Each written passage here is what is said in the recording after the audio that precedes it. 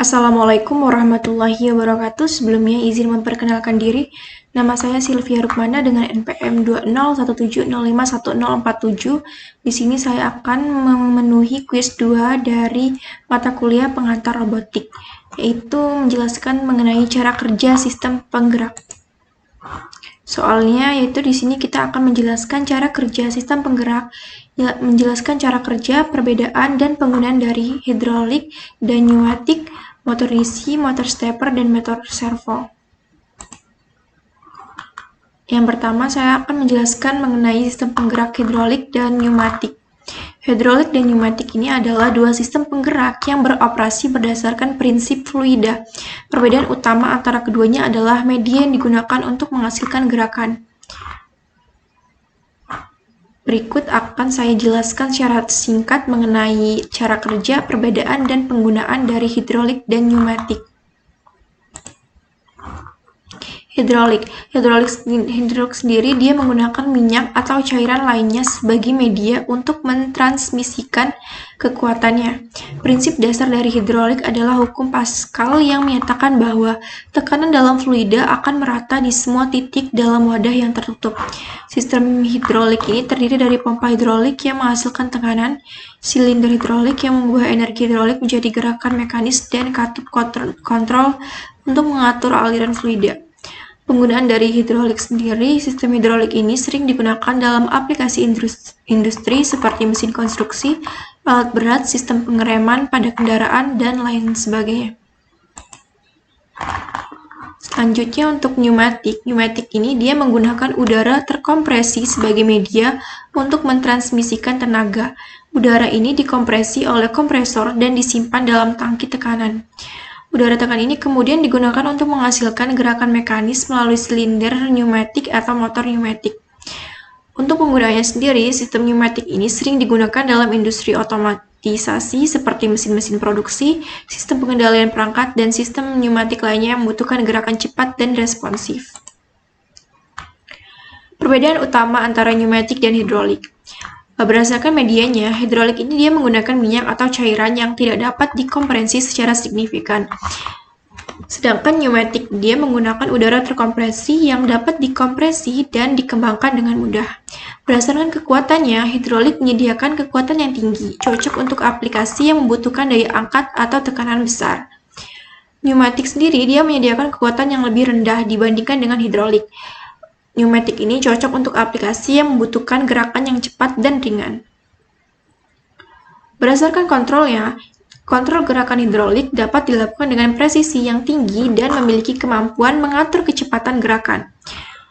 Sedangkan kontrol gerakan pneumatik umumnya dia lebih sederhana dibandingkan hidrolik, tetapi kurang akurat dalam hal presisi. Selanjutnya di sini adalah penjelasan mengenai motor DC, motor stepper, dan motor servo. Ketiga motor ini adalah jenis motor yang umumnya digunakan dalam berbagai aplikasi. Berikut akan saya jelaskan secara singkat mengenai cara kerja, perbedaan, dan penggunaan masing-masing motor. Yang pertama yaitu motor DC atau direct current. Motor DC ini menggunakan arus searah sebagai sumber daya untuk menghasilkan gerakan mekanis. Motor DC ini terdiri dari koil dan komutator yang mengubah arah aliran arus melalui koil untuk menghasilkan putaran rotor. Perubahan arah aliran arus ini menyebabkan medan magnet di sekitar rotor motor DC ini memiliki beberapa perbedaan dan penggunaan yang penting. Penggunaan motor DC ini sendiri digunakan dalam berbagai aplikasi, termasuk mesin industri, kendaraan listrik, robotika, peralatan rumah tangga, dan lain-lain. Selanjutnya ada motor stepper. Motor stepper ini menggunakan perpindahan sudut diskrit untuk menghasilkan gerakan. Motor ini terdiri dari beberapa koil yang diaktifkan secara berurutan untuk menggerakkan rotor dalam langkah-langkah tertentu. Setiap langkah rotor ini memiliki posisi yang tetap yang memungkinkan kontrol yang presisi. Penggunaan dari motor stepper sendiri digunakan dalam berbagai aplikasi yang memerlukan pengendalian posisi yang presisi, termasuk printer 3D, mesin CNC, robotika presisi, peralatan medis, dan lain-lain. Selanjutnya yaitu motor servo. Motor servo sendiri adalah jenis motor yang menggunakan umpan balik posisi untuk mengontrol gerakan rotor. Motor servo memiliki sensor umpan balik yang mengukur posisi rotor dan memberikan informasi kembali ke controller motor. Hal ini memungkinkan kontrol yang sangat presisi dan kemampuan untuk mencapai posisi yang diinginkan. Penggunaan dari motor servo sendiri banyak digunakan dalam aplikasi yang membutuhkan kontrol gerakan yang presisi, seperti robot industri, peralatan medis, kendaraan otonom, peralatan pengukuran dan pengujian, dan lain-lain.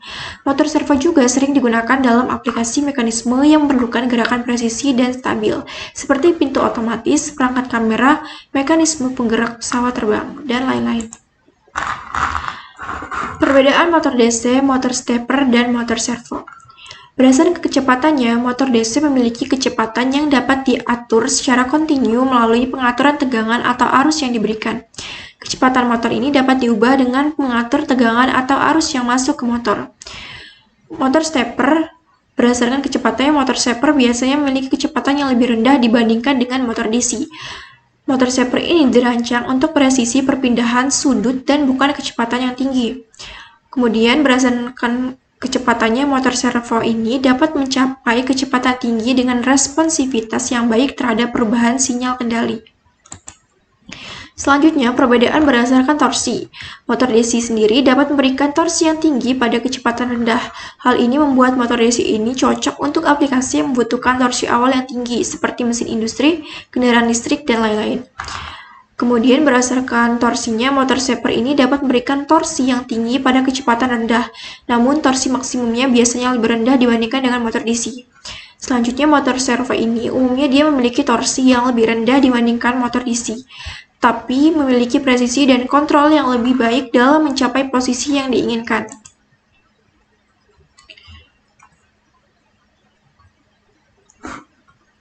Selanjutnya, perbedaan berdasarkan kontrol. Motor DC ini dapat dikendalikan dengan mudah menggunakan sistem kontrol sederhana, seperti pengaturan tegangan atau PWM, atau Pulse Width Modulation. Kemudian motor stepper ini memungkinkan kontrol yang presisi dan akurat dalam hal perpindahan sudut. Motor stepper ini digunakan secara luas dalam aplikasi yang memerlukan pengaturan posisi yang presisi seperti printer 3D, mesin CNC, dan kamera gimbal.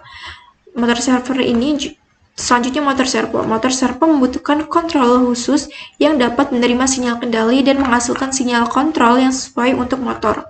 Hal tersebut memungkinkan kontrol yang sangat presisi dalam mencapai posisi yang ditentukan. Itu merupakan penjelasan saya mengenai pembahasan kuis 2 tentang cara kerja sistem penggerak. Sekian, terima kasih. Wassalamualaikum warahmatullahi wabarakatuh.